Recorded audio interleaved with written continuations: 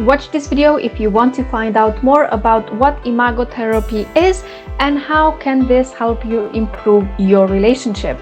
And for today's great interview, I have with me Rabbi Shlomo Slatkin, who is a certified Imago therapist and also a rabbi, and he can tell us a bit more about what this therapy consists of and how it can actually help you. And now let's welcome Rabbi Schlomo.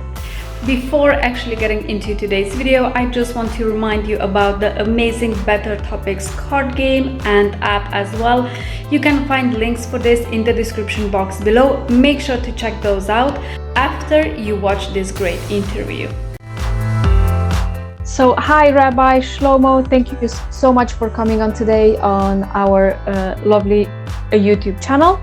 And thank you for, agreeing to share some of your wisdom with our listeners. Oh, it's my pleasure. Thank you for inviting me. So for those of our listeners who don't know what Imago therapy is, would you mind just explaining a bit more about it? Imago therapy was created by Dr. Harville Hendricks and subsequently his wife, Helen Kelly Hunt, in the 80s. He was a professor who was teaching and a therapist who was teaching marriage and family therapy, working with couples, and he was served with divorce papers from his first wife, and he was thinking, how am I supposed to how can I teach therapists how to do effective couples therapy? How can I work with couples when I don't even know how to do it myself in my own relationship? So he decided that he wanted to discover why the dream, which the relationship often starts off like, turns into a nightmare. And that was his mission. He wrote a book called Getting the Love You Want. And in that he gives a whole theory of why the dream becomes a nightmare, why couples fall in love, why they experience conflict, and why they uniquely choose each other as opposed to anyone else, and of course what they can do to improve the situation and to heal. So the main theory is that, there's so much to it, but just to briefly explain, the word imago in Latin means image, and his theory is that we all have an unconscious image of our ideal partner. So that means that we are looking, if we have a kind of an idea, why did you get married? Oh, well, I liked you because of X, Y, and Z. Those were the conscious reasons, but underneath that there's something deeper, there's a deeper agenda. And that is the imago.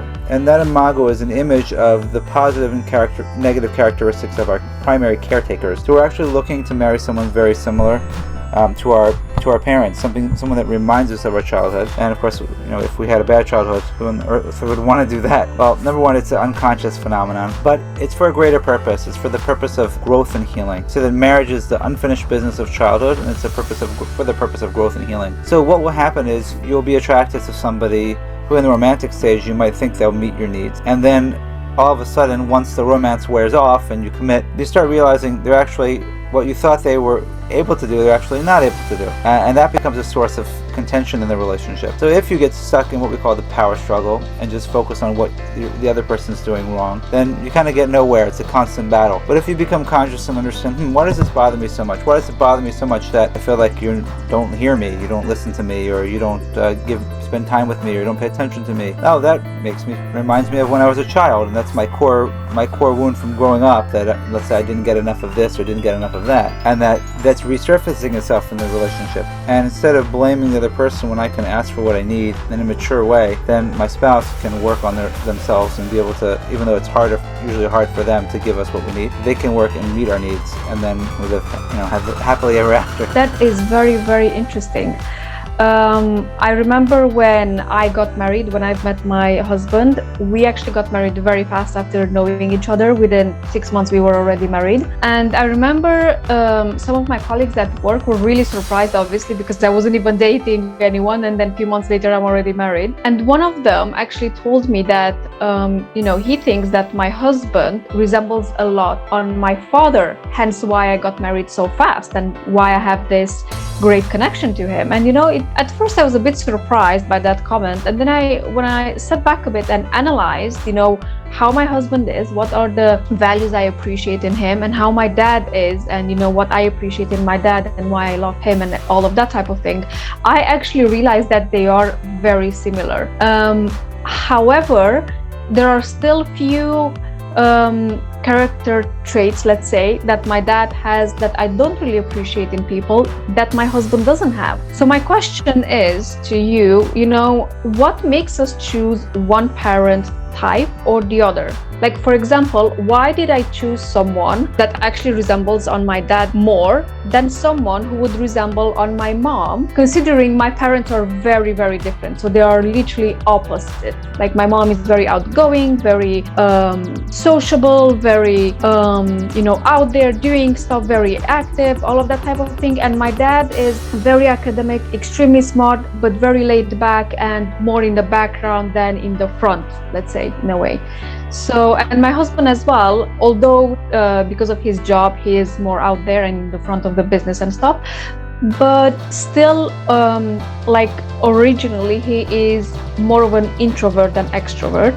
And also still he resembles more on my dad than on my mom. So what makes people choose one parent over the other type of But you're wondering if why would your husband be more similar to your father than your mother? Yeah, so why would I go actually for someone who resembles more on my father than someone who resembles like my mother, for example? Why did I go for someone who is like my mom? Well, so sometimes I would say a few things. First of all, I do find a lot of times people are attracted to the opposite, whatever gender their spouse is going to be. So obviously your husband's, like your father, that's a common thing. Like women look for their fathers, men look for their mothers. So there's that aspect.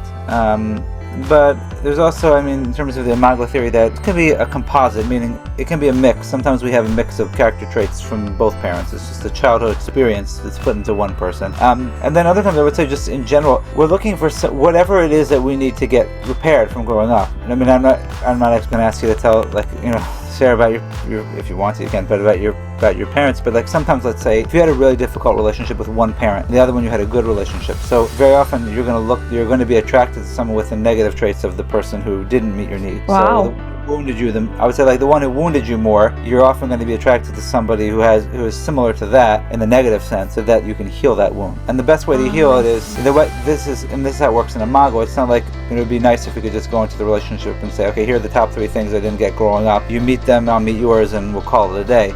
Doesn't work like that. So what happens is we have to almost like re-experience it, and that's how it's so healing, because it's like, I feel like you're my mother, I feel like you're ignoring me like my mother did, and now if we can work on it together and now you're giving me the attention I need, then that heals that wound. Whereas if I never thought you were ignoring me in the first place, it wouldn't really be as powerful. So it's almost that lack of that need being met by that spouse, and then the ability for them to change. It's almost like your parent is giving you what they didn't get growing up, in a sense. Makes a lot of sense. You're doing over. It's the unfinished business of childhood. It's like your spouse is repairing what your parent couldn't give you, or didn't give you. It's very, very interesting. That actually makes so much sense. Again, thinking about my relationship, because I remember when I was, getting clear on what type of partner would I like, what are the main characteristics, values that, I would not go into a relationship without, and all that type of thing. Some of them actually I put there that I haven't seen in my father, for example.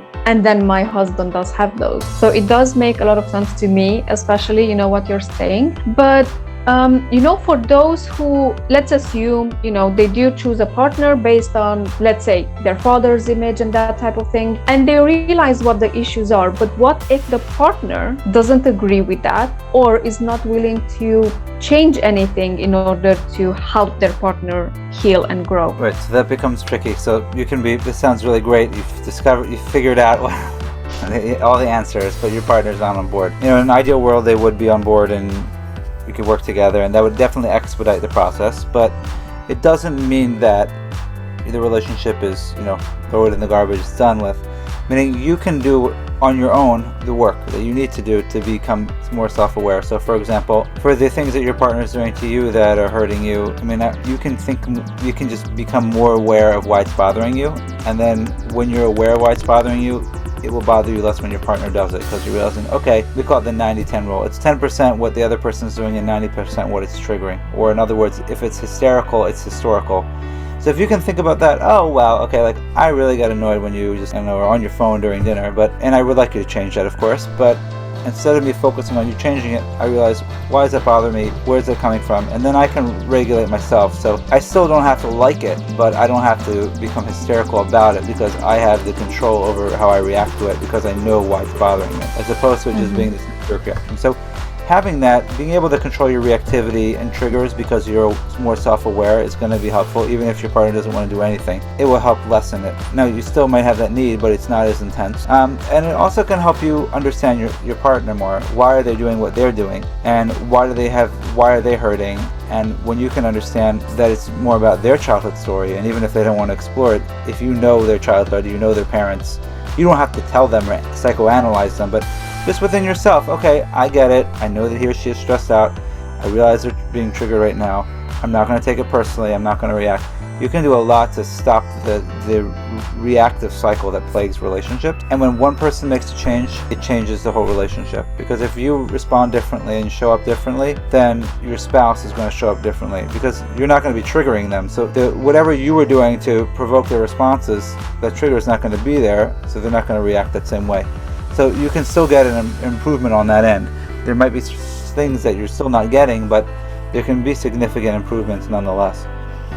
I love this so much. I do talk about this a lot as well on my channel, where, many times people do expect that if, they start changing things in the relationship, they automatically expect their partner as well to change or to do something about it or hop on board immediately. And many times I do advise my listeners to, just keep going with the changes. And, once your partner sees that you're serious and committed to the changes, many times they will actually start changing as well, and they will follow suit, especially if, they still care about their partner and stuff like that. Because I do believe that if, you start improving and working on a relationship one-sided, and your partner doesn't hop on board even after a while, like a long while, I think there's there are different type of discussions needed there, and more serious ones, as in, what is it that we actually want from this relationship? What are we still, going forward with this or not? You said that we tend to choose partners based on, whatever we want to have sorted from our childhood and stuff. Have you had any experiences with couples where, they sorted everything, they healed all their wounds, and then maybe they just decided to go separate ways? Or did all of them just decided to stay together because everything was sorted?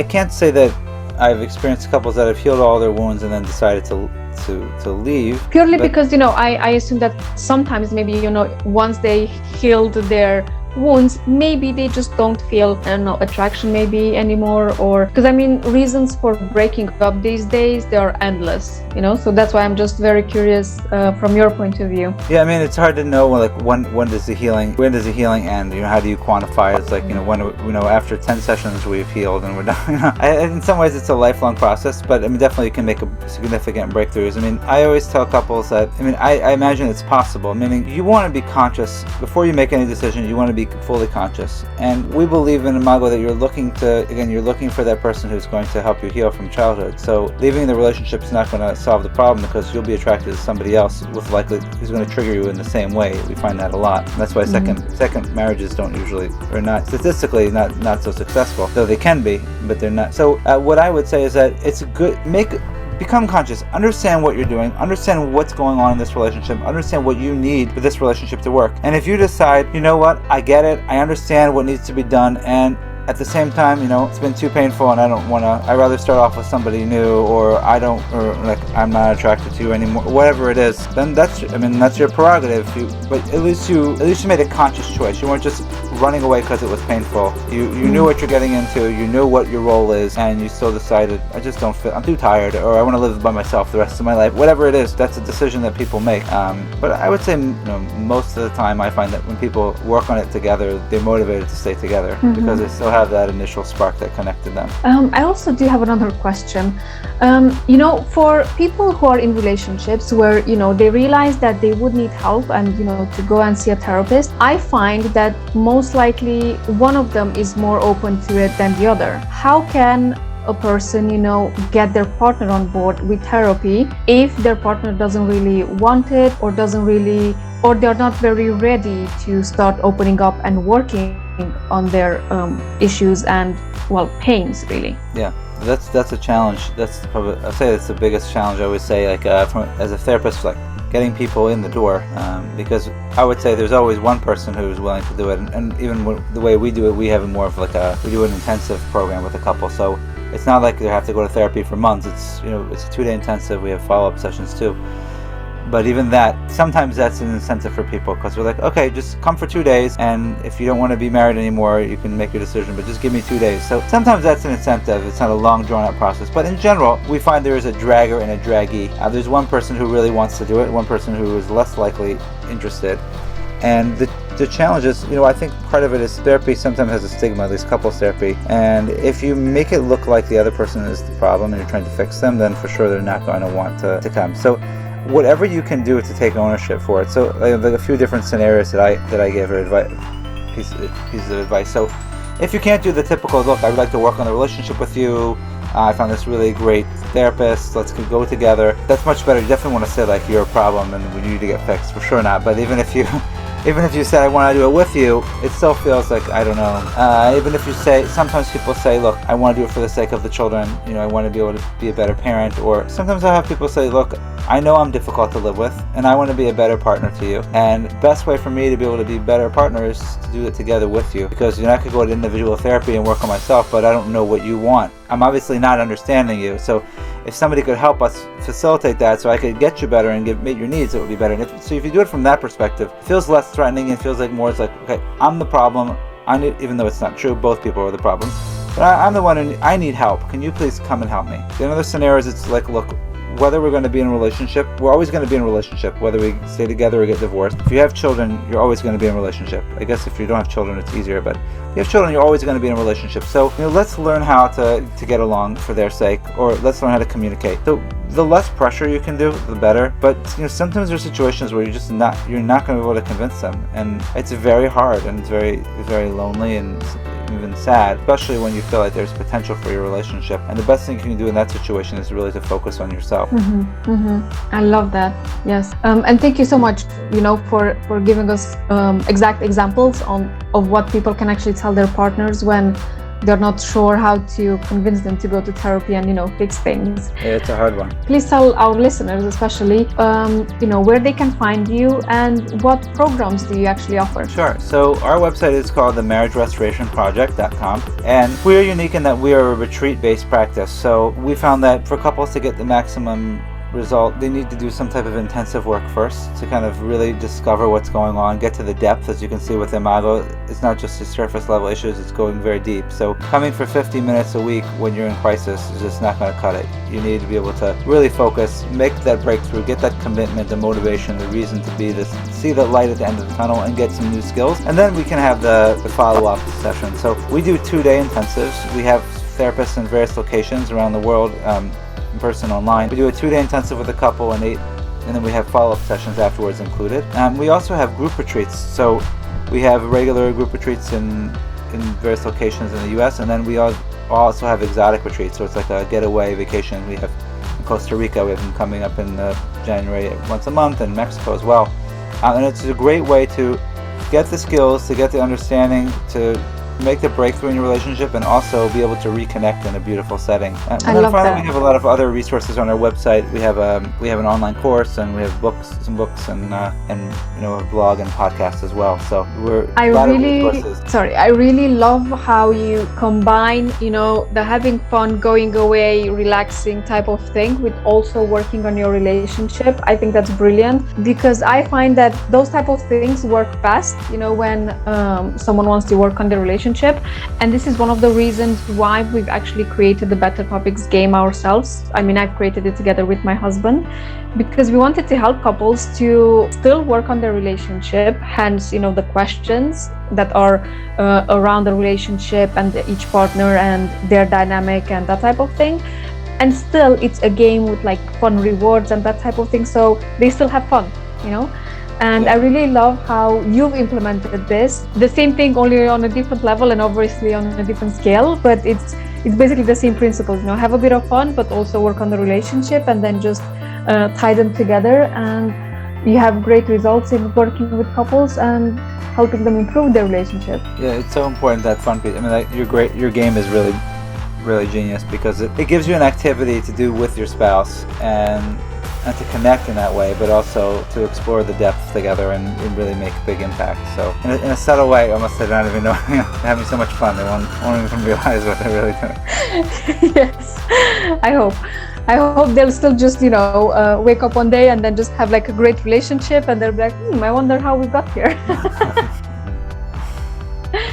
Thank you again so much for coming on today and for giving us a bit of an insight on what Imago therapy is and where our listeners can also find you if they need more help, and obviously if they want to go on your retreat. My pleasure. It's been great speaking with you, Diana. Now you had a brief explanation of what Imago therapy is, and also some very specific, things that you can tell your partner if you find it a bit difficult in getting them to go to therapy or in getting them to help you work on the relationship. Now, what I personally really like about this type of therapy is that it doesn't take years to improve your relationship. You don't have to go and see the therapist for years on end and then just work on the same issues over and over again. However, it is very intense work done just over a few days, but still it has such a major impact on relationships that actually decide to go through this type of therapy.